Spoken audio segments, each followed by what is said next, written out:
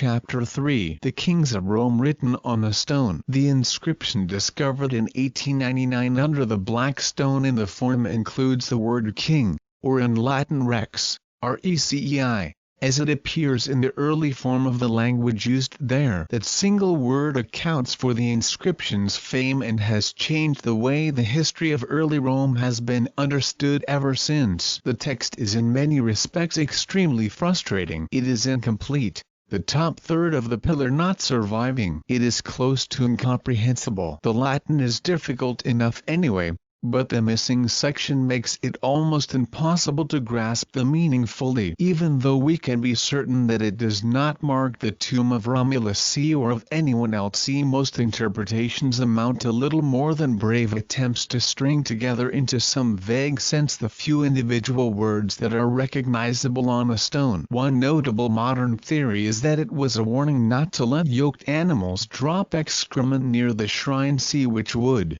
apparently, have been a bad omen. It is also very hard to know how old it is. The only way to date the text is by comparing its language in script to the handful of other surviving examples of early Latin, for the most part equally uncertainly dated. Suggestions have ranged over 300 years, from around 700 to around 400 BCE. The current, fragile consensus is that it was inscribed in the second half of the 6th century BCE. 14.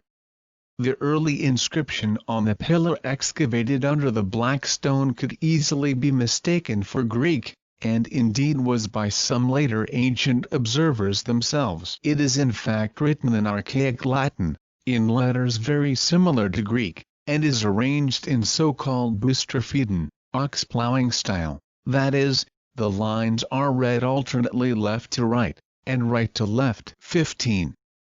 In this painting, The Oath of the Horde, 1784, Jacques Louis David depicts a legend from the reign of Tullus Hostilius, when Rome was at war with neighboring Alba Longa. Two pairs of triplets, one on each side, agreed to fight it out themselves on behalf of their communities. Here David imagines the Roman horde taking their swords from their father. One of them returned home victorious, only to kill his sister, seen here weeping, who had been engaged to one of the enemy. It was a story, for the Romans no less than the 18th century French, that both celebrated patriotism and questioned its cost. Despite all those unknowns, archaeologists instantly realized that the recognizable RECIC in the dative case, meaning to or for the king's C, supports what Roman writers themselves had claimed, that for 2.5 centuries, up to the end of the 6th century BCE, the city of Rome had been under the control of kings. Livy,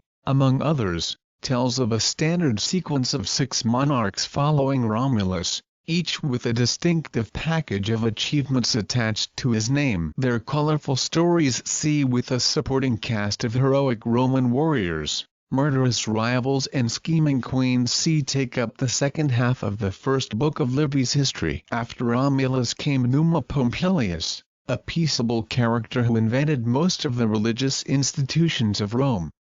Then Tullus Hostilius, a renowned warmonger. After him, Ancus Marcius, the founder of Rome's seaport at Ostia, River Muth. Then Tarquinius Priscus, or Tarquin the Elder, who developed the Roman Forum and the Circus Games. Then Servius Tullius, a political reformer and the inventor of the Roman Census. And finally, Tarquinius Superbus, Tarquin the Proud, or, perhaps better, the Arrogant. It was the tyrannical behavior of the second Tarquin, and of his family, that led to revolution, to the end of monarchy and to the establishing of liberty and the free Republic of Rome. He was a paranoid autocrat who ruthlessly eliminated his rivals, and a cruel exploiter of the Roman people, forcing them to labor on his fanatical building projects. But the awful breaking point came, as such breaking points did more than once in Roman history, with a rape. See this time the rape of the virtuous Lucretia by one of King's sons. Cautious scholars in the 19th century had been extremely doubtful about the historical value of these stories of the Roman kings. They argued that there was hardly any more firm evidence for these rulers than for the legendary Romulus, The whole tradition was based on garbled hearsay and misunderstood myths, not to mention the propagandist fantasies of many of the later leading families at Rome, who regularly manipulated or invented the history of the early city to give their ancestors a glorious role in it. It was only a short step from this, and a step that many notable historians then took, to claim that the Roman regal period, as it is now often called, never existed. That those famous kings were figments of the Roman imagination. That the true history of early Rome was entirely lost to us. Recei and Boni's inscription successfully challenged that radical skepticism. No amount of special pleading, that, for example, Rex here refers to a later religious official of the same name but not a king in the technical sense, could get round what now seemed undeniable, that Rome had once been some kind of monarchy. The discovery changed the nature of the debate on early Roman history, though, of course, it prompted other questions. Even now, this inscription puts the idea of the Roman king center stage and raises the question of what kingship might mean in the context of a small, archaic community of a few thousand inhabitants living in wattle and daub huts on a group of hilltops near the river Tiber. The word king almost certainly implies something much more formal and grander than we should be envisaging. But there were many different ways in which later Romans saw, or imagined, their early rulers. On the one hand, after the dramatic fall of Tarquinius Superbus, kings were an object of hatred for the rest of Roman history. To be accused of wanting to be Rex was a political death sentence for any Roman. And no Roman emperor would ever countenance being called a king, even though some cynical observers wondered what the difference was. On the other hand, Roman writers traced many of their most significant political and religious institutions back to the regal period. If, in the legendary narrative, the city was conceived under Romulus, its gestation came under the kings. From Numa to the Second Tarquine. Abominated as they were, kings were credited with creating Rome. This regal period is caught in that intriguing territory that straddles the boundary dividing myth from history. These successor kings certainly appear more real than the founder. If nothing else, they have apparently real names, such as Numa Pompilius, unlike the fictional Romulus, or Mr. Rome. Yet throughout their stories we meet all kinds of flagrantly mythical elements. Some said that Servius Tullius, just like Romulus, was conceived from a phallus that emerged from a fire. It is almost always hard to identify what facts might be lurking in the fictional narrative that has come down to us. Merely to strip away the obviously fantastical elements and to assume that what is left represents an historical core is exactly the kind of simplistic approach that the 19th century skeptics rightly resisted. Myth and history proved much more inextricably bound together than that. A full spectrum of possibilities and unknowables exists between the two extremes. Did someone called Ancus Marcius once exist but not do any of the things attributed to him? Were those things the work of some person or persons other than Ancus but of unknown name? And so on. It is clear,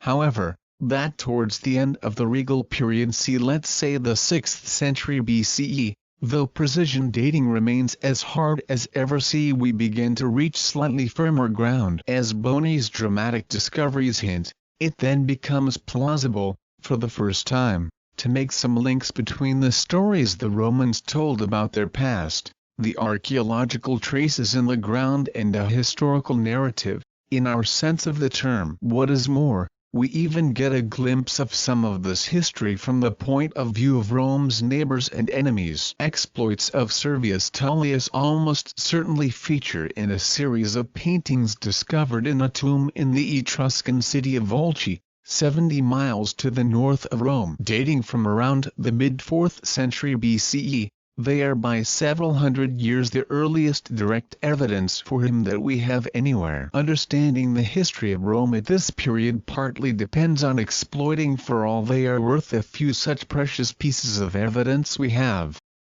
and we shall shortly be taking a closer look at this one. Kings or chiefs? The 19th century skeptics had good reason to doubt the surviving Roman accounts of the regal period. There are all kinds of things about the kings that do not quite add up. Most obviously their chronology. Even if we imagine unusually healthy lifespans, it is impossible to make 7 kings, Romulus included, spread over the 250 years c. from the mid-8th century to the late 6th century BC. See that Roman writers assigned to them. That would mean each of them reigned, on average, for more than 3 decades. No modern monarchy has ever equaled that consistent level of longevity. The most economical solution to this problem is either to assume that the regal period was really much shorter than the Romans calculated, or to propose that there were more kings than have come down in the record. There are, as we shall discover, a couple of potential candidates for these lost monarchs. But it is also possible that the written tradition we have for this period is more fundamentally misleading than these simple solutions suggest, and that, whatever the chronology, the character of Roman kingship was in reality radically different from what Livy and other Roman writers imply. The biggest problem is that Rome's ancient historians tended systematically to modernize the regal period and to aggrandize its achievements, as if seeing them through some patriotic magnifying glass. According to their accounts, the early Romans already relied on such institutions as the Senate and assemblies of the people, which were part of the political institutional furniture of the city half a millennium later.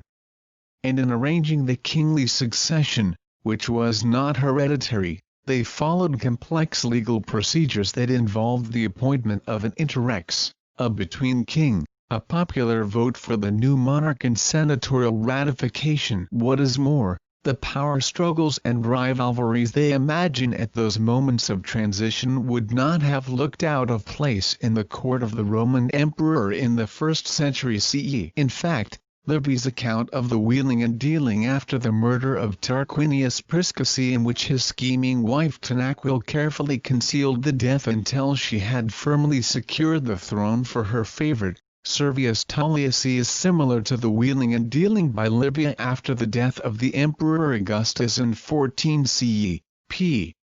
381. It is so similar that some critics have suspected that Livy, who was writing from the 20s BCE, could not possibly have completed this section of his history until after 14 CE and must have based his description on the events of that year. Roman relations with neighboring peoples are described on a similarly grand scale, complete with treaties, ambassadors and formal declarations of war. Their fighting too is presented as if it involved large-scale clashes between mighty Roman legions and equally mighty enemies. We read of the cavalry charging the opposing flanks, of the infantry being forced to yield, of the opposition driven to confusion, and various other cliques, or truths, of ancient battle. Indeed, this kind of language seeps into modern accounts of the period, many of which also confidently refer to such things as the foreign policy of Rome in the 7th and 6th centuries BCE. At this point a reality check is required. However else we may choose to describe the urban community of the early Romans,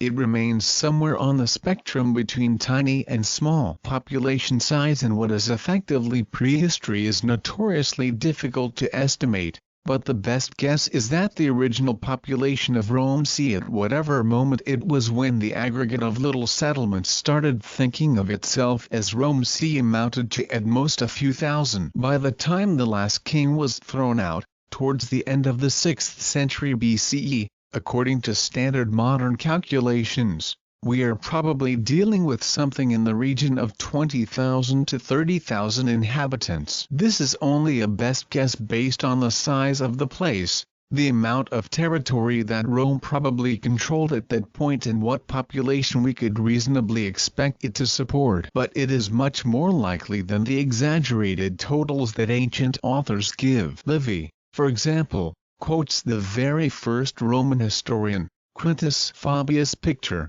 who wrote around 200 BC and claimed that towards the end of the regal period the number of adult male citizens was 80,000, making a total population of well over 200,000. This is a ludicrous figure for a new community in archaic Italy. It is not far short of the total population of the territories of Athens or Sparta at their height, in the mid-5th century BCE, and there is no archaeological evidence for a city of any such size at this time, although the number does at least have the virtue of matching the aggrandizing views of early Rome found in all ancient writers. It is, needless to say, impossible to know anything much about the institutions of this small, proto-urban settlement. But unless Rome was different from every other archaic township in the ancient Mediterranean, or early townships anywhere, it would have been much less formally structured than the stories suggest. Complex procedures involving an interrex,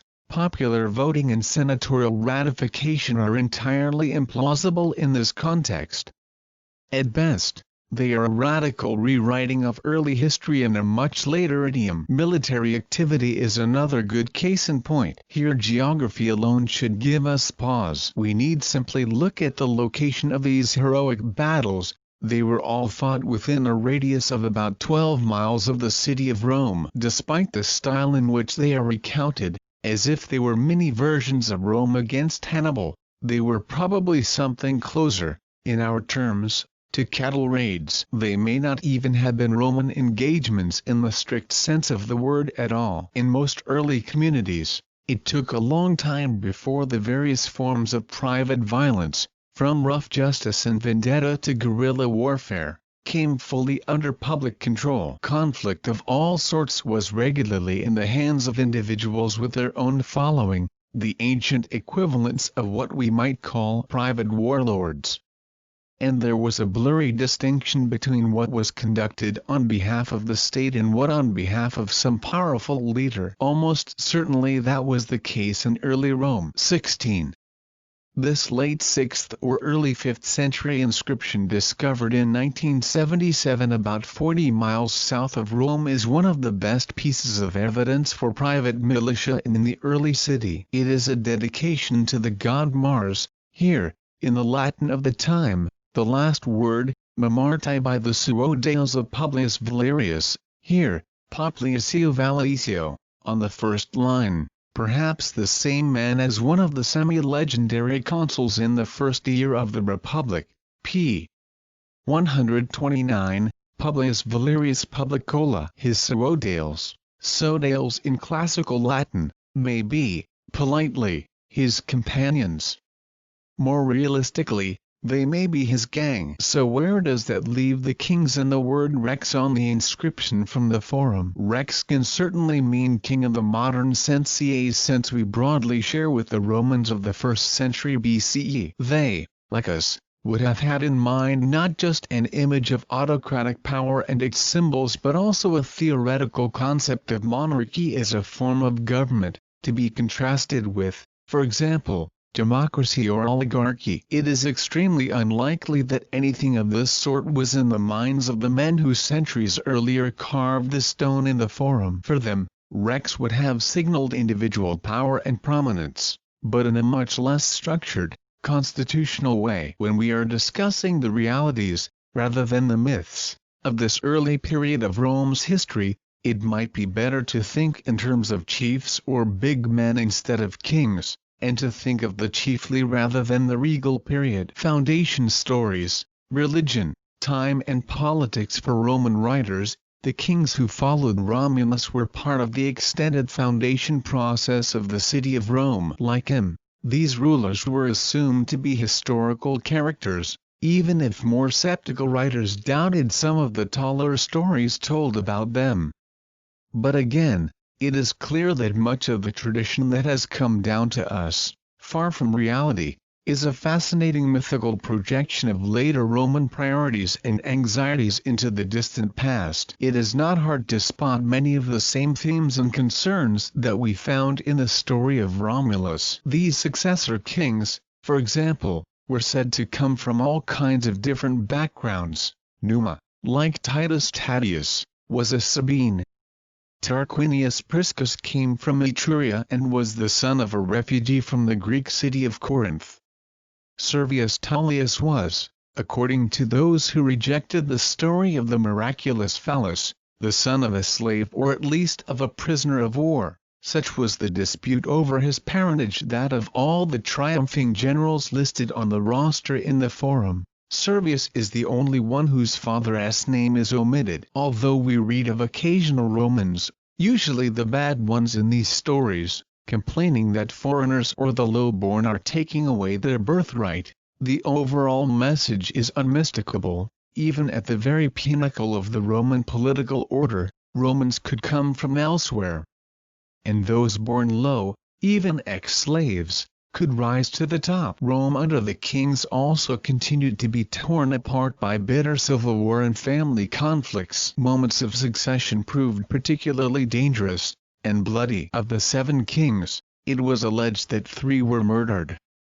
A divine lightning bolt struck another as punishment for a religious error, and Tarquinius Superbus was expelled. Only 2 died in their beds. It was the sons of Ancus Marcius, in resentment at being passed over for the throne, who hired the assassins of Tarquinius Priscus. Servius Tullius was murdered for similar reasons by Superbus, who was in league with his victim's own daughter. In a particularly gruesome twist, the daughter is supposed to have deliberately driven over the dead body with her carriage and brought her father's blood into her house on its wheels. This theme certainly picks up the idea that civil conflict was embedded in Roman politics, but it also points to another fault line in Roman political culture, that is, how power was transmitted from person to person or generation to generation. It is worth noting that more than half a millennium later, the first dynasty of new autocrats,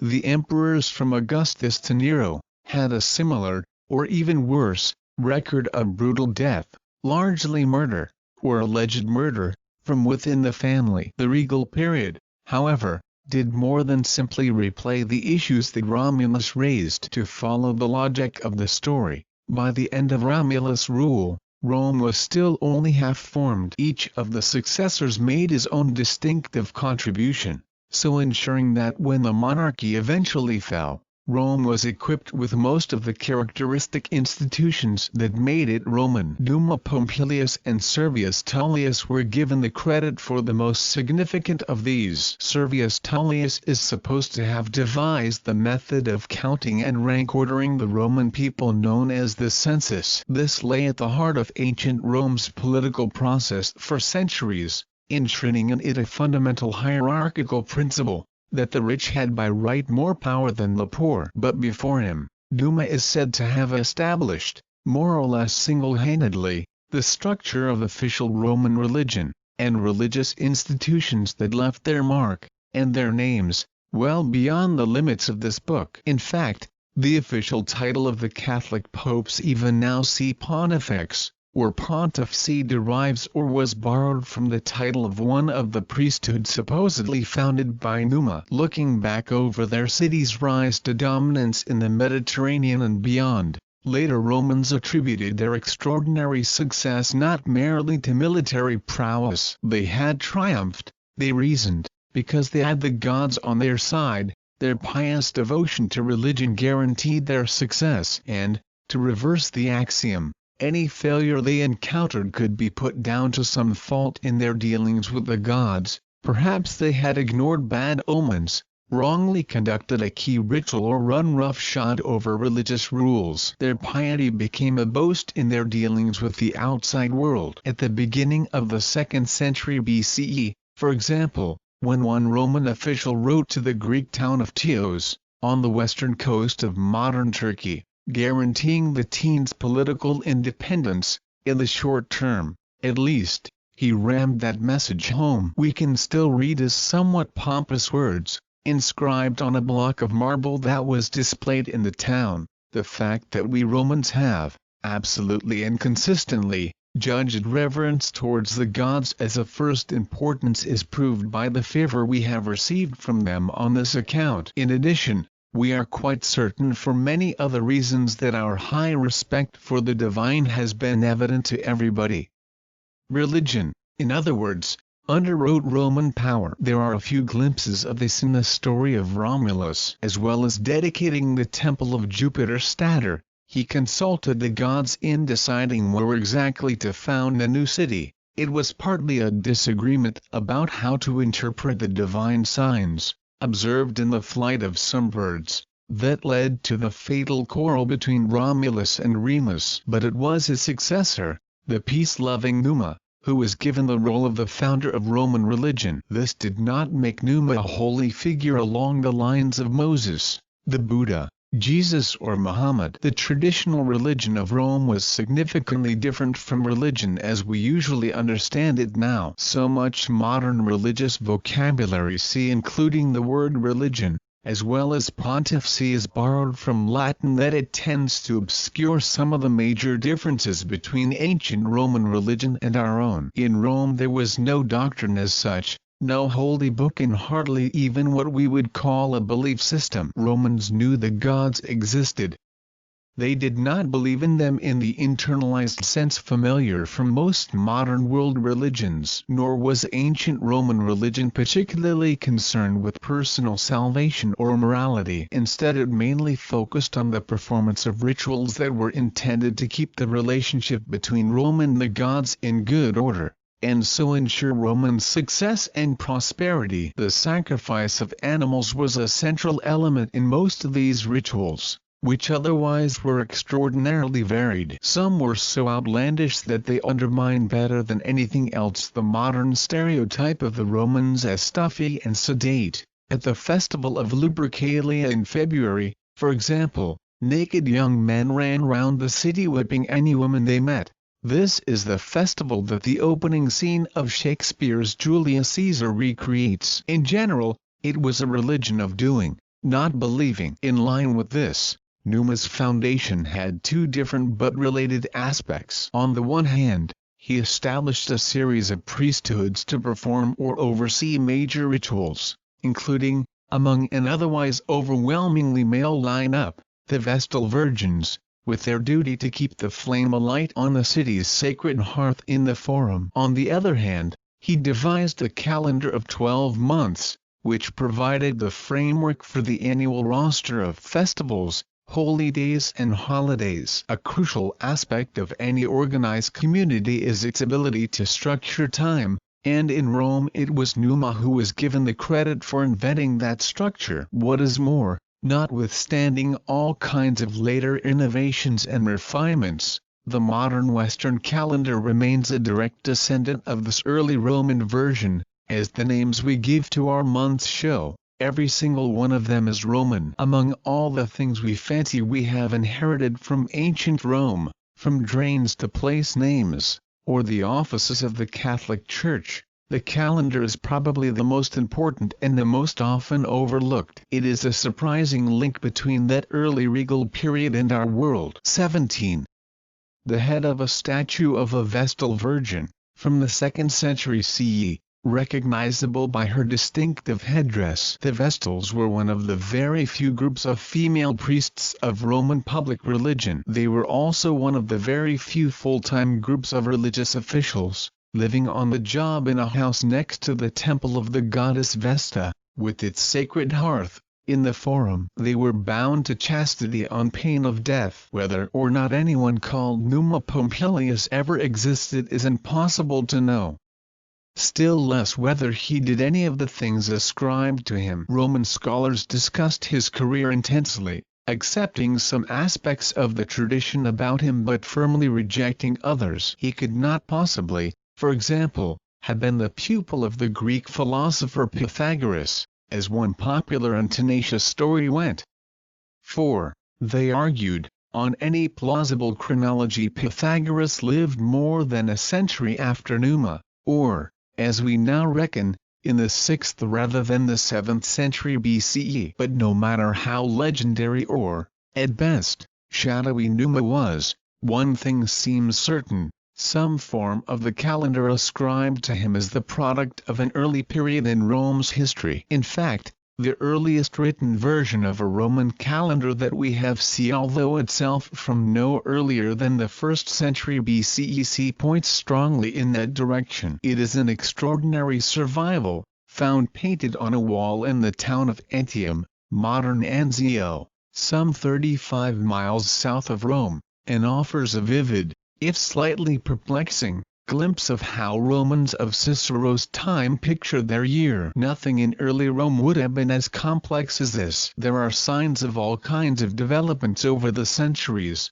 including some radical changes in the ordering of months and in the starting point of the year. See, for how else could November and December, meaning literally 9th month and 10th month, respectively, have ended up in this calendar, and our own, as the 11th and 12th months in the sequence? But there are also hints of an ancient pedigree in this 1st century BCE version. Its system is basically one of 12 lunar months, with an extra month, the distant precursor of our extra day in a leap year, inserted from time to time to keep this calendar in proper alignment with the solar year. The biggest challenge facing primitive calendars everywhere is the fact that the two most obvious, natural systems of timekeeping are incompatible, that is to say, 12 lunar months, from new moon to new moon, add up to just over 354 days. And this cannot be made to match in any convenient way the 365 days of the solar year, which is the time it takes for the Earth to make one complete circuit of the Sun, from spring equinox to spring equinox. For instance, the wholesale insertion of an extra month every few years is just the kind of rough and ready method typical of early attempts to solve the problem. 18.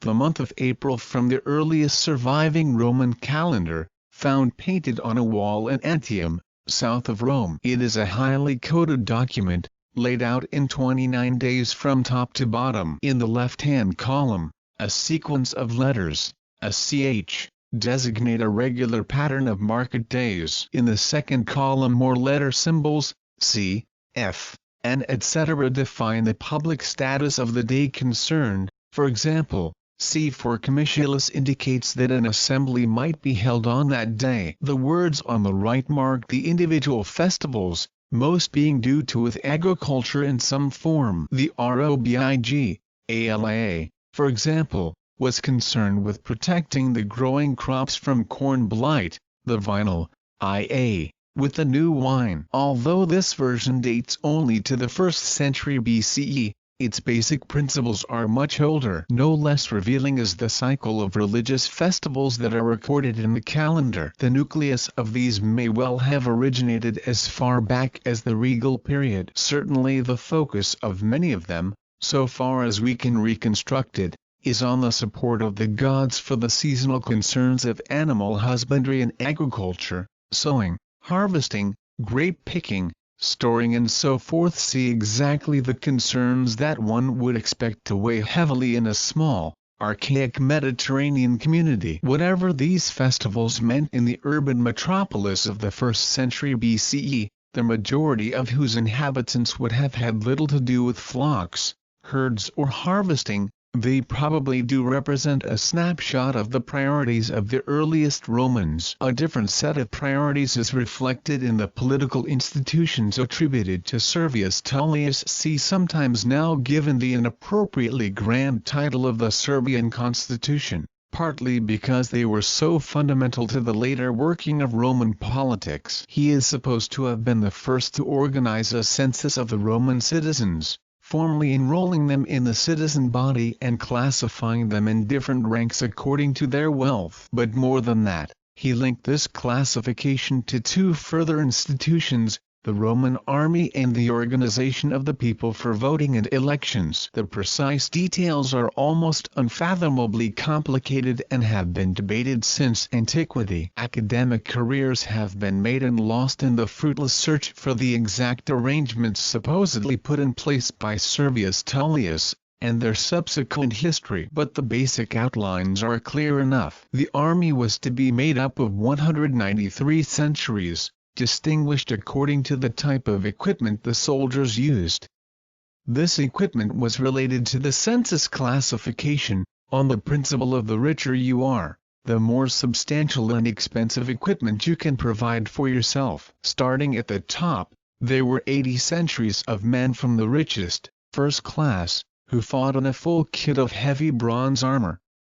Below these came 4 more classes, wearing progressively lighter armor down to the 5th class, of 30 centuries, who fought with just slings and stones. In addition, above these there were an extra 18 centuries of elite cavalry, plus some special groups of engineers and musicians, and at the very bottom of the pecking order a single century of the very poorest, who were entirely exempt from military service. 19. The Roman Census. This detail of a late 2nd century BCE sculpture depicts the registration of citizens. On the left, a seated official records the information on the wealth of the man standing in front of him. Though the exact procedure is not entirely clear, the connection with military organization is indicated by the presence of the soldier on the right. Servius Tullius is supposed to have used these same structures as the basis of one main voting assembly of the Roman people, the Centuriate Assembly, so called after the centuries, which in Cicero's day came together to elect senior officials, including the consuls, and to vote on laws and on decisions to go to war. Each century had just one block vote, and the consequence, or intention, was to hand to the centuries of the rich an overwhelming, built-in political advantage. If they stuck together, the 80 centuries of the richest, first class plus the 18 centuries of elite cavalry could outvote all the other classes put together. To put it another way, the individual rich voter had far greater voting power than his poorer fellow citizens. This was because, despite their name C, which looks as if it should mean that they comprised 100 centum men each, see the centuries were in fact very different in size. The richest citizens were far fewer in number than the poor, but they were divided among 80 centuries, as against the 20 or 30 for the more populous lower classes, or the single century for the mass of the very poorest. Power was vested in the wealthy, both communally and individually. In detail, this is not only terribly complicated but also anachronistic. Whereas some of the innovations attributed to Numa might not have been out of place, as we have seen, in early Rome, this is a flagrant projection into the past of much later Roman practices and institutions, complete with Servius Tullius as founding father. The complex system of property valuation entailed in the census is inconceivable in the early city, and the elaborate structures of the centuriate organization in both army and assembly are totally out of scale with the citizen body of the regal period and with the likely character of its warfare. This isn't how you conduct a raid on the next-door village. Whatever changes in fighting or voting might have been instituted under some Servius Tullius, they could not have been anything like what Roman tradition claimed. Yet by pushing all this back into the formative period of their city, Roman writers were underlining the importance of some key institutions and key connections in Roman political culture, as they saw it. In the census, they were highlighting the power of the state over the individual citizen, as well as that characteristic commitment of Roman officialdom to documenting, counting and classifying. They were also pointing to a traditional connection between the political and military roles of the citizen, to the fact that for many centuries Roman citizens were also, by definition, Roman soldiers, and to one of the treasured assumptions of many of the Roman elite, namely, that wealth brought both political responsibility and political privilege. Cicero reflects exactly that when he sums up Servius Tullius' political objectives in approving tones. He divided the people in this way to ensure that voting power was under the control not of the rabble but of the wealthy, and he saw to it that the greatest number did not have the greatest power. See a principle that we should always stand by in politics. In fact, this principle came to be vigorously contested in the politics of Rome. Etruscan kings. Servius Tullius was one of the last 3 kings of Rome, sandwiched between Tarquinius Priscus and Tarquinius Suburbus. Roman scholars believe that they ruled over the city through the 6th century BCE, until Superbus was finally deposed in, according to most accounts, 509 BCE. As we have just seen, parts of the narrative of this period were no less mythologized than the story of Romulus, and there are some chronological impossibilities see or, at least, the usual implausible longevity see in the traditional tale. Even some ancient writers were uncomfortable with the idea that there appeared to be roughly 150 years between the birth of Priscus and the death of his son Superbus, a problem they sometimes tried to solve by suggesting that the second Tarquin was the grandson, not the son, of the first. Yet from this date on, it does become easier to align some aspects of what we read in Livy and other writers with what has been found in the ground. So, for example, traces of a temple, or temples, that appear to go back to the 6th century BC have been uncovered in more or less the place where later Roman scholars claimed that Servius Tullius established 2 major shrines. This is still a long way from being able to say we have found the temples of Servius Tullius, whatever exactly that would mean.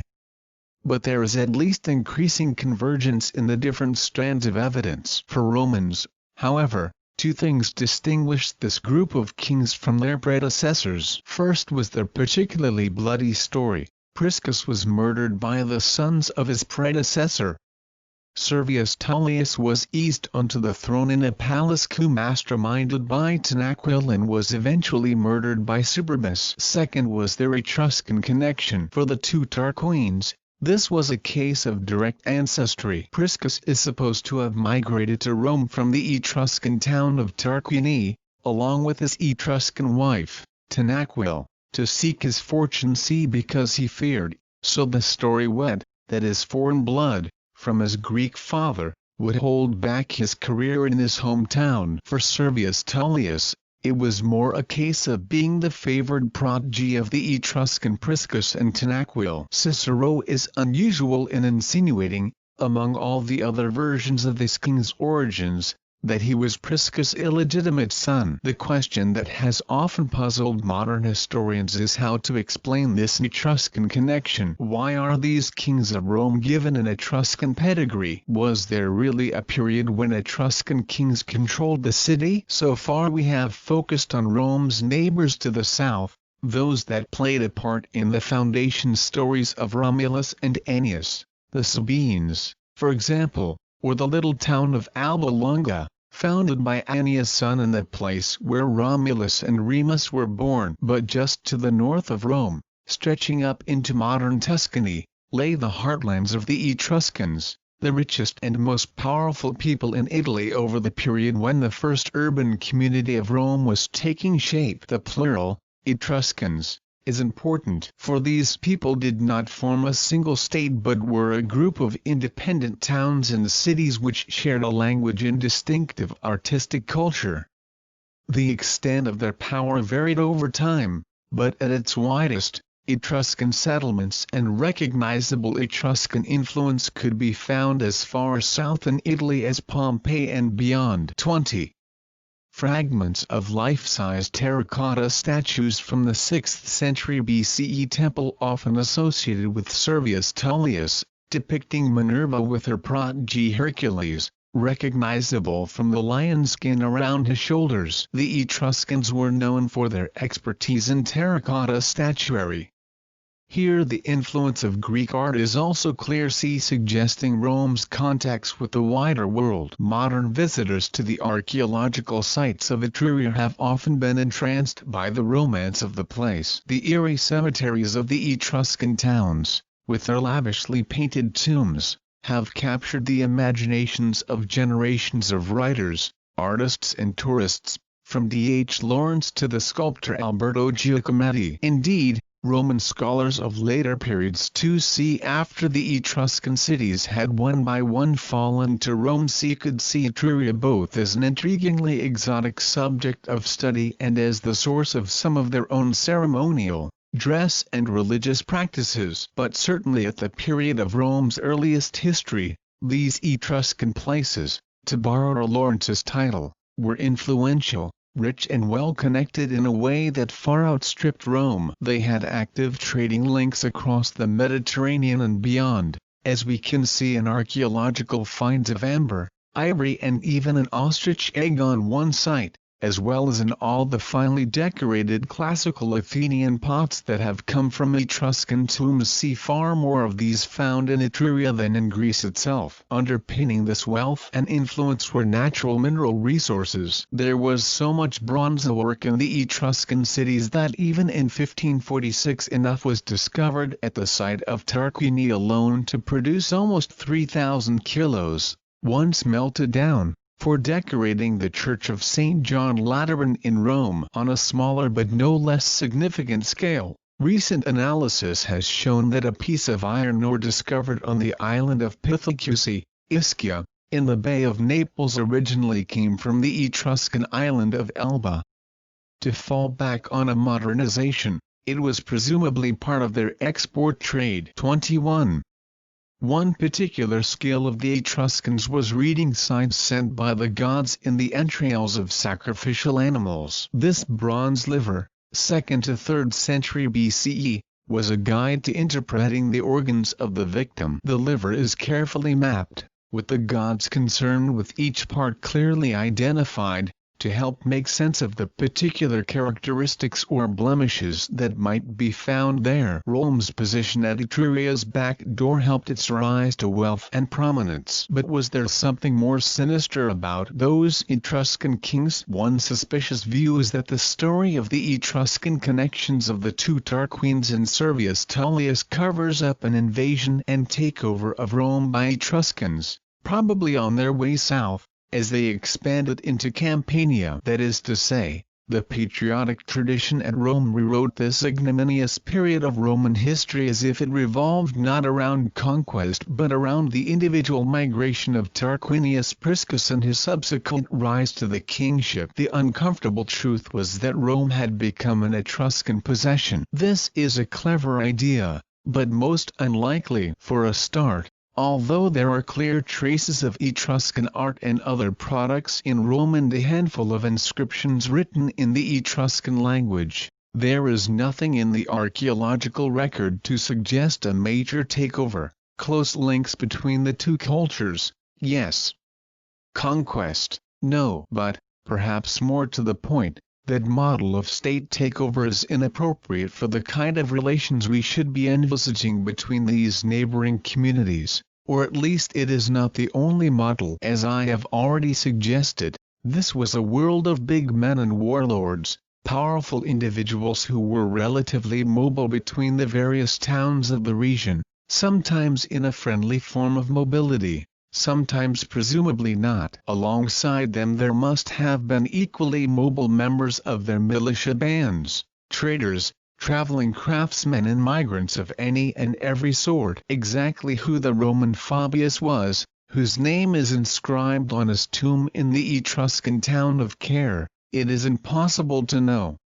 Nor can we be certain about the Titus Latinus at Veii or the hybrid Rheticus Hippocrates at Tarquini, with his Latin first name and Greek second. But they give a clear indication that these places were relatively open communities. It is, however, the story of Servius Tullius that provides the most vivid evidence of the warlords, the private militias and the different forms of migration, hostile and otherwise, that must have characterized this early society in Rome and its neighbors. It has almost nothing to do with the story of Servius Tullius, the Roman constitutional reformer and inventor of the census. Instead it seems to offer an Etruscan view. And it comes from the lips of the Emperor Claudius, in a speech to the Senate in 48 CE when he urged its members to allow leading men from Gaul to become senators. One of the arguments he used in support of his case was that even the early kings were a remarkably foreign lot. When he reached Servius Tullius, things got even more interesting. Claudius knew a good deal about Etruscan history. Among his many learned researches he had written a 20-volume study of the Etruscans, in Greek, as well as compiling an Etruscan dictionary. On this occasion he could not resist explaining to the assembled senators, who might have begun to feel they were on the receiving end of a bit of a lecture, that outside Rome there was a different version of the story of Servius Tullius. This was not the story of a man who came to the throne thanks to the favor, or scheming, of his predecessor, Tarquinius Priscus, and Priscus' wife, Tanaquil. For Claudius, Servius Tullius was an armed adventurer. If we go along with the Etruscan version, he had once been the faithful follower of Caelius Vivenna and a comrade in his adventures.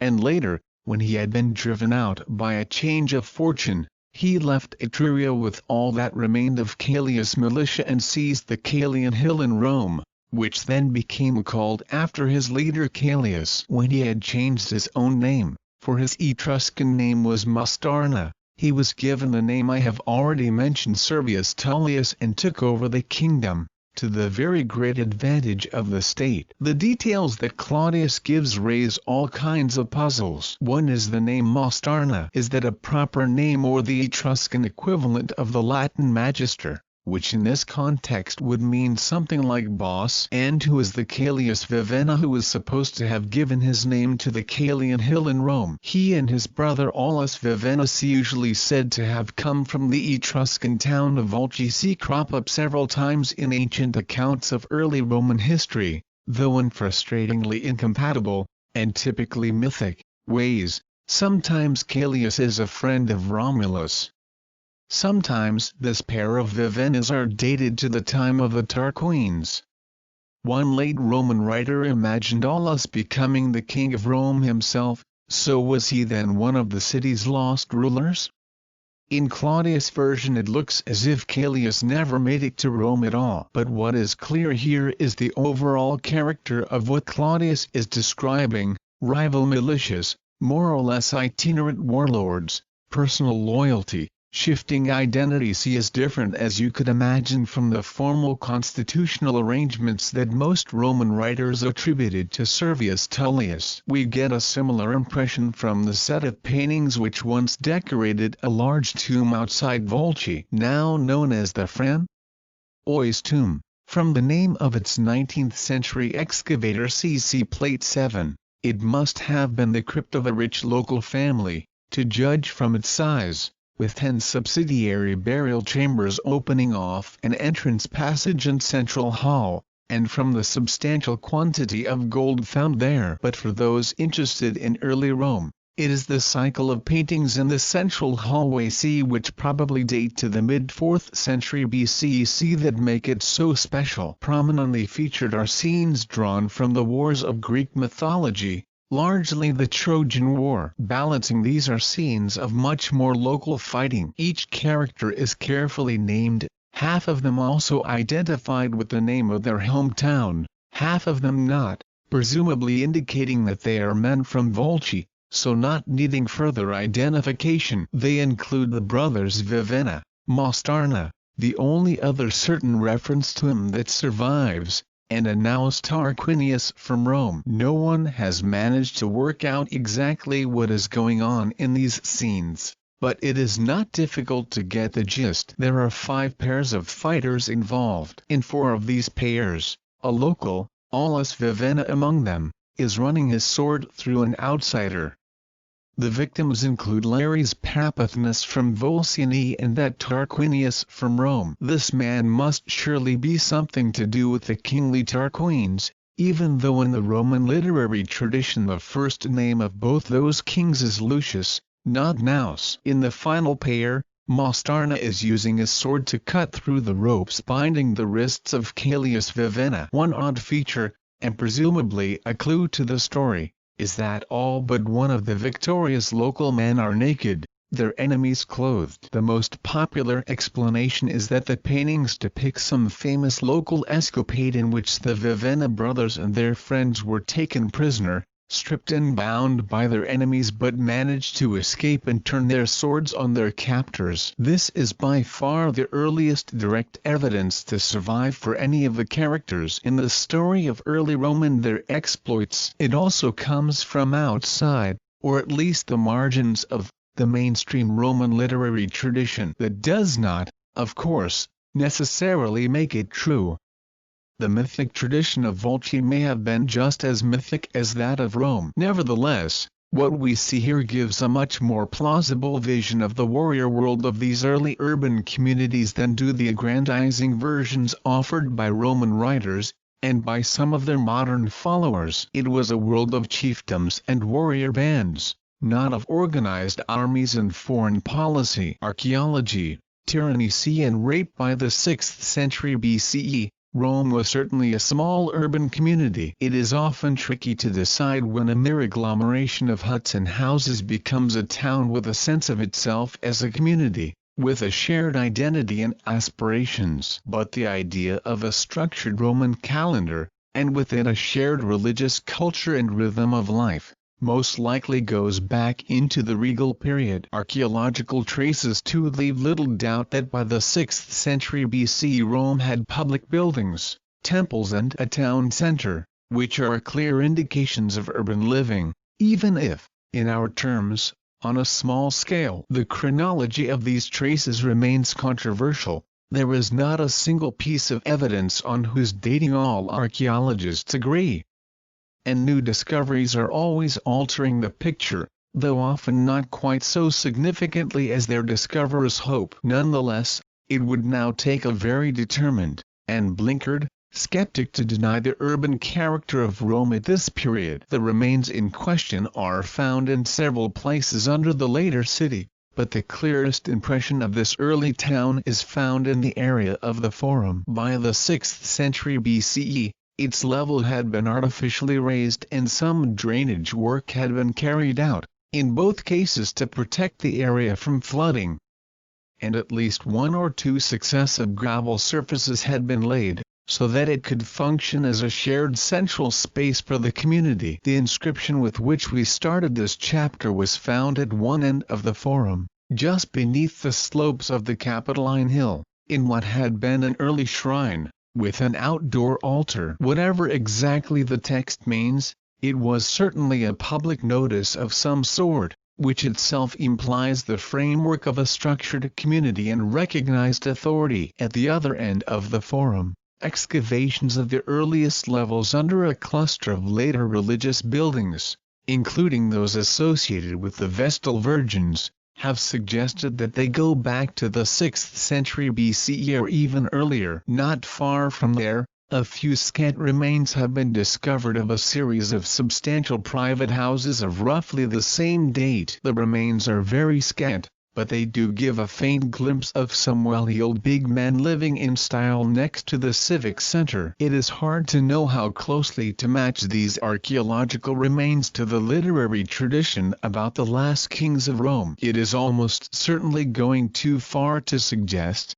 as the excavators would like us to believe, that one of those 6th century BC houses near the Forum was actually the house of the Tarquins, supposing such a thing ever existed. But nor is it likely to be a complete coincidence that the Roman narratives of the last part of the regal period stress the building activities that the kings sponsored. Both of the Tarquins were supposed to have inaugurated the great temple of Jupiter on the Capitoline Hill. Later Roman writers found these two kings easy to confuse, and both were said to have built the Circus Maximus and to have commissioned shops and porticos round the Forum. Servius Tullius, as well as having several temple foundations to his name, was often credited with surrounding the city with a defensive wall. This would be another key sign of a sense of shared community, although the surviving fortification now known as the Servian Wall is for the most part no earlier than the 4th century BCE. The Italian phrase coined in the 1930s to describe this period,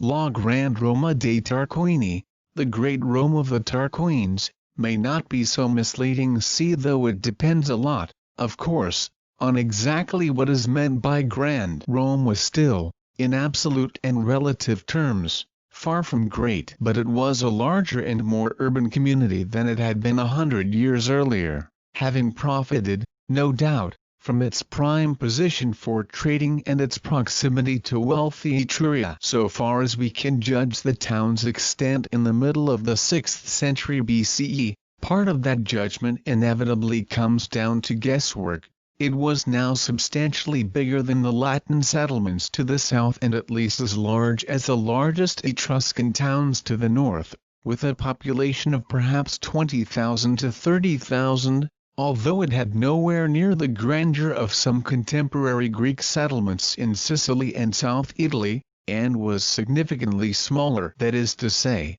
Rome must have been a major player in the region, but it was not yet in any way extraordinary. Not all the urban developments that Romans ascribed to the Tarquins were splendid in the obvious sense of the word. It was a characteristically Roman concern for the infrastructure of urban life that made later writers hail their achievements in constructing a drain, the Cloaca Maxima, or the Great Est Drain. Quite how much of what survives of this famous structure goes back to the 6th century BCE is far from clear. The substantial masonry sections that it is still possible to explore, and that still carry part of the overflow from the modern city and the detritus from modern bathrooms, are from several centuries later, and it now seems likely that the earliest attempts at some kind of drainage system go back earlier, to the 7th century BCE. But in the Roman imagination the Cloaca was always a wonder of Rome that was owed to its final kings, an amazing work and more than words can describe, enthused Dionysius, who presumably had in mind what was visible in his day, in the 1st century BCE. Yet it also had a darker side. It was not just a wonder but also a reminder of the cruel tyranny that for the Romans marked the end of the regal period. In a particularly lurid, and gloriously fantastical, account, Pliny the Elder, that is, Gaius Plinius Secundus, the extraordinary Roman polymath now best remembered as the one celebrity victim of the eruption of Vesuvius in 79 CE, describes how the people of the city were so exhausted by the construction work on the drain that many killed themselves. The king, in response, nailed the bodies of the suicides to crosses, in the hope that the shame of crucifixion would be a deterrent for others. 22. A surviving section of the underground Cloaca Maxima. The original drain can have been nothing like as grand as this later construction, but this is the image that Roman writers had when they wrote of Tarquin's building project. Some Romans boasted of taking boats and rowing along it. It was, however, not the exploitation of the laboring poor that was supposed finally to have brought the monarchy down, but sexual violence. The rape of Lucretia by one of the king's sons. This rape is almost certainly as mythic as the rape of the Sabines, assaults on women symbolically marking the beginning and the end of the regal period. What is more, the Roman writers who later told the story were probably influenced by Greek traditions, which often linked the culmination, and fall, of tyranny with sexual crimes. In 6th century BC Athens, for example, sexual advances by the ruler's younger brother towards another man's partner were said to have led to the overthrow of the Pisistrated dynasty. But mythic or not, for the rest of Roman time the rape of Lucretia marked a turning point in politics, and its morality was debated. The theme has been replayed and reimagined in Western culture almost ever since, from Botticelli, through Titian and Shakespeare, to Benjamin Britten. Lucretia even has her own small part in Judy Chicago's feminist installation The Dinner Party. Among some 1,000 heroines of world history, Livy tells a highly colored tale of these last moments of the monarchy. It starts with a group of young Romans who were trying to find ways of passing the time while besieging the nearby town of Ardea. One evening, they were having a drunken competition about whose wife was best, when one of their number, Lucius Tarquinius Collatinus, suggested that they should simply ride back home, it was only a few miles away, and inspect the women. This would prove, he claimed, the superiority of his own Lucretia. Indeed it did, for while all the other wives were discovered partying in the absence of their menfolk, Lucretia was doing exactly what was expected of a virtuous Roman woman. See working at her loom. Among her maids. She then dutifully offered supper to her husband and his guests. There was, however, a terrible sequel, for during that visit, we are told, Sextus Tarquinius conceived a fatal passion for Lucretia, and one evening shortly afterwards he rode back to her house. After being politely entertained again, he came to her room and demanded sex with her, at knife point. When the simple threat of death did not move her, Tarquinius exploited instead her fear of dishonor. He threatened to kill both her and a slave, visible in Titian's painting see Plate 4, so that it would look as if she had been caught in the most disgraceful form of adultery. Faced with this, Lucretia acceded, but when Tarquinius had returned to Ardea, she sent for her husband and father, told them what had happened and killed herself. Lucretia's story remained an extraordinarily powerful image in Roman moral culture ever after. For many Romans, it represented a defining moment of female virtue. Lucretia voluntarily paid with her life for losing, as Livy put it, her pudicitia, her chastity, or better the fidelity, on the woman's part at least, that defined the relationship between Roman wife and husband. Yet other ancient writers found the story more difficult. There were poets and satirists who predictably questioned whether pudicitia was really what a man wanted in a wife. In one bawdy epigram, Marcus Valerius Martialus, Martial for short, who wrote a whole series of clever, sparky and rude verses at the end of the 1st century CE, jokes that his wife can be a Lucretia by day if she wants, so long as she is a whore by night. In another quip, he wonders whether Lucretias are ever quite what they seem. Even the famous Lucretia, he fantasizes, enjoyed risk poems when her husband wasn't looking. More serious was the issue of Lucretia's culpability and the reasons for her suicide. To some Romans, it looked as if she was more concerned with her reputation than with real pudicitia, which surely resided in the guilt or innocence of her mind, not her body, and would not have been remotely affected by false allegations of sex with a slave. In the early 5th century CE, St. Augustine, who was well versed in the pagan classics, wondered if Lucretia had been raped at all, for had she not, in the end, consented? It is not hard to detect here versions of some of our own arguments about rape and the issues of responsibility it raises. 23. Pudicitia, as an important virtue in a woman, was stressed in many contexts. This silver coin of the Emperor Hadrian, minted in the 120s CE, shows the personification of pudicitia modestly sitting as a good Roman wife should. Around her, the words Cos3 celebrate Hadrian holding the consulship for the 3rd time, hinting at a connection between public male prestige and the proper behavior of women. At the same time, this was seen as a fundamentally political moment, for in the story it leads directly to the expulsion of the kings and the start of the Free Republic. As soon as Lucretia stabbed herself, Lucius Junius Brutus, who had accompanied her husband to the scene, took the dagger from her body and, while her family was too distressed to speak, vowed to rid Rome of kings forever. This was, of course, partly a retrospective prophecy, for the Brutus who in 44 BC led the coup against Julius Caesar for his kingly ambitions claimed descent from this Brutus. After ensuring the support of the army and the people,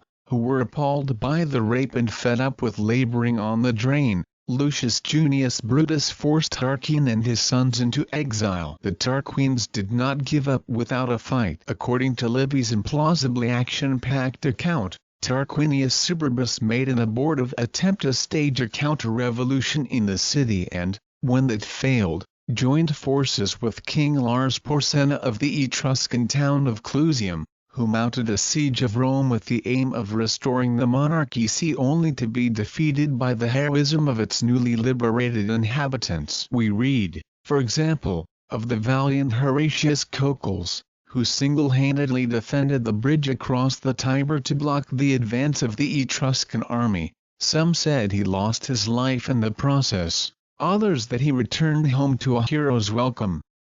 And of the bravery of Cloelia, one of a group of young hostages taken by Porsena, who daringly made her way back home by swimming across the river. Livy suggests that the Etruscans were eventually so impressed by the character of the Romans that they simply abandoned Tarquin. There were, however, less patriotic versions. Pliny the Elder was not the only ancient scholar to believe that Lars Porsena became the king of Rome for a while. If so, he might have been another of those lost kings, and there might have been a very different end to the monarchy. 24. The three surviving columns, from a later rebuilding of the Temple of Castor and Pollux, still make their mark in the Roman Forum. The rest of the temple is largely destroyed, but the sloping base of its steps, often used as a place for speakers to address the people, is still visible. Bottom left. The little door is a reminder that the basements of temples were used for all sorts of different purposes. Excavations have shown that there was once a barber's shop dentist in the basement of this one. Deserted by Porsena, as the standard story runs, Tarquin looked elsewhere for support. He was finally defeated in the 490s BCE, exact dates differ, together with some allies he had made in the nearby Latin towns, at the Battle of Lake Regillus, not far from Rome. It was a triumphant, and certainly partly mythic, moment in Roman history, for the gods Castor and Pollux were supposed to have been seen fighting on the Roman side and later watering their horses in the Roman Forum.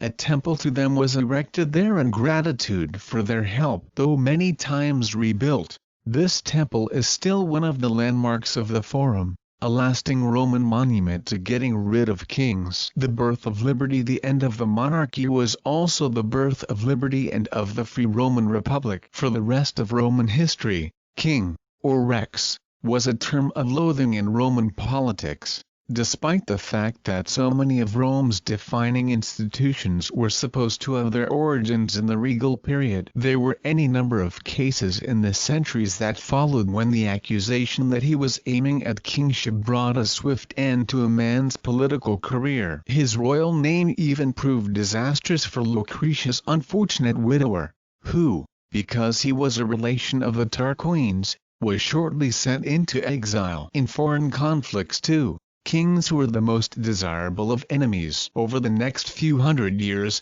there was always a particular free song when a triumphal procession through the streets of the city paraded some enemy king in all his regal finery for the Roman populace to jeer and pelt. Needless to say, plenty of satire was also directed at those later Romans who happened to be landed with the surname cognomen king. The fall of the Tarquins see sometime, as the Romans had it, at the end of the 6th century BCE amounted to a new start for Rome. The city began again, now as the Republic, or in Latin res publica, meaning literally public thing or public affairs, and with a whole series of new foundation myths. One powerful tradition, for example, insisted that the great temple of Jupiter on the Capitoline Hill, a building that came to be a major symbol of Roman power and was later replicated in many Roman cities abroad, was dedicated in the very first year of the new regime. True,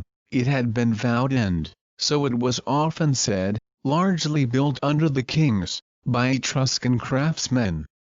But the name of the formal dedicator blazoned across its facade was that of one of the leaders of the new republic, and whatever the exact chronology of its construction, which is, to be honest, irrecoverable, it came to be seen as a building that shared its birth with the republic and was a symbol of republican history itself. Indeed, for centuries there was a Roman custom of each year hammering a nail into the temple's doorpost, not only marking the passing of republican time but also physically linking the time to the temple's structure. Even apparently natural features of Rome's cityscape were thought to have their origin in the republic's first year. Many Romans knew, as well as modern geologists do, that the island in the middle of the river Tiber where it flows through Rome was in geological terms a relatively recent formation. But how, and when, did it emerge? Even now there is no definitive answer to that. But one Roman idea dated its origin to the very beginning of republican rule, when the grain that had been growing on the private land of the Tarquins was thrown into the river because the water level was low, this piled up on the riverbed and gradually, as it collected silt and other refuse, formed an island. It is as if the shape of the city was born only with the removal of the monarchy. Also born was a new form of government. As Tarquinius Suburbus fled, the story goes, Brutus and, before his imminent exile, Lucretia's husband, Collatinus, straightway became the first consuls of Rome. These were to be the most important, defining officials of the new republic, taking over many of the duties of the kings. They presided over the city's politics at home and they led its soldiers in war. There was never any formal separation in Rome between such military and civilian roles. In that sense, despite being paraded as the antithesis of the kings, they represented the continuation of their power. One Greek theorist of Roman politics in the 2nd century BCE saw the consuls as a monarchical element in the Roman political system, and Livy insisted that their insignia and badges of office were much the same as those of their kingly predecessors. But they embodied several key, and decidedly unmonarchical, principles of the new political regime. First, they were elected entirely by popular vote, not the half-and-half system of popular involvement that supposedly characterized the choice of king. Second, they held office for only a single year at a time, and one of their duties was to preside, as we saw Cicero doing in 63 BCE, over the election of their successors. Third,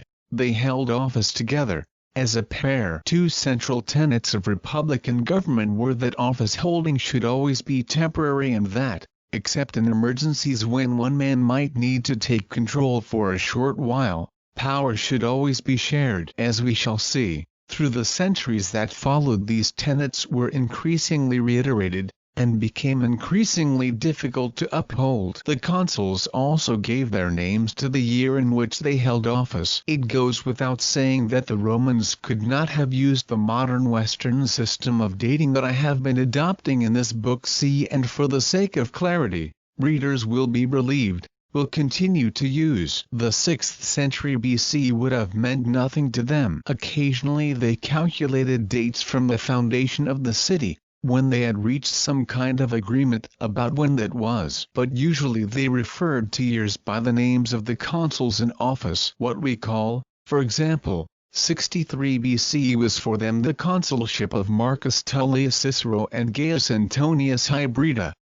And wine made, when Opimius was consul, 121 BCE, was a particularly famous vintage. By Cicero's day, Romans had worked out a more or less complete list of consuls going back to the beginning of the Republic, and it was soon put on public display in the Forum along with the list of triumphing generals. It was largely this roster that enabled them to pinpoint the precise date of the end of the monarchy, as by definition it had to correlate with the date of the first consul. The Republic, in other words, was not just a political system. It was a complex set of interrelationships between politics, time, geography and the Roman cityscape. Dates were directly correlated with the elected consuls. Years were marked by the nails hammered into the temple whose dedication was traced back to the first year of the new regime. Even the island in the Tiber was a product, quite literally, of the expulsion of the kings. Underpinning the whole thing was one single, overriding principle, namely, freedom, or libertas. 5th century BC Athens bequeathed the idea of democracy to the modern world, after the Athenian tyrants were deposed and democratic institutions established at the end of the 6th century BC. See a chronological match with the expulsion of the Roman kings that was not lost on ancient observers, who were keen to present the history of the two places as if they ran in parallel. Republican Rome bequeathed the equally important idea of liberty. The first word of the second book of Livy's history, which begins the story of Rome after the monarchy, is free. And the words free and freedom are together repeated 8 times in the first few lines alone. The idea that the Republic was founded on libertas rings loudly throughout Roman literature, and it has echoed through radical movements in later centuries, in Europe and America. It is no coincidence that the slogan of the French Revolution "Si libert, galet, fraternité" puts liberty in pride of place. Nor that George Washington spoke of restoring the sacred fire of liberty to the West. Nor that the drafters of the United States Constitution defended it under the pseudonym of Publius, taken from the name of Publius Valerius Publicola, another of the earliest consuls of the Republic. But how was Roman liberty to be defined? That was a controversial question in Roman political culture for the next 800 years, through the Republic and into the one-man rule of the Roman Empire, when political debate often turned on how far libertas could ever be compatible with autocracy whose liberty was at stake. How was it most effectively defended? How could conflicting versions of the freedom of the Roman citizen be resolved? All, or most, Romans would have counted themselves as upholders of libertas, just as today most of us uphold democracy. But there were repeated and intense conflicts over what that meant. We have already seen that, when Cicero was sent into exile, his house was demolished and a shrine of libertas erected on its site. Not everyone would have approved. Cicero himself tells how during the performance of a play on the theme of Brutus, the first consul of the Republic, the crowd burst into applause at a line spoken by one of the characters, Tullius, who underpinned the citizen's liberty. The play was actually referring to Servius Tullius and suggesting that liberty might have had a prehistory at Rome before the Republic, under a good king, but Marcus Tullius Cicero, to give him his full name, was convinced he maybe rightly see that the applause was for him. Conflicts of this kind form one important theme in the chapters that follow. But before we explore the history of Rome in the first centuries of the Republic, see the warfare at home, the victories for liberty and the military victories over Rome's neighbors in Italy. See, we must look a little harder at the story of the birth of the Republic and the invention of the consulship. Predictably perhaps, it was not quite as smooth a process as the standard story, which I have given so far, makes it appear.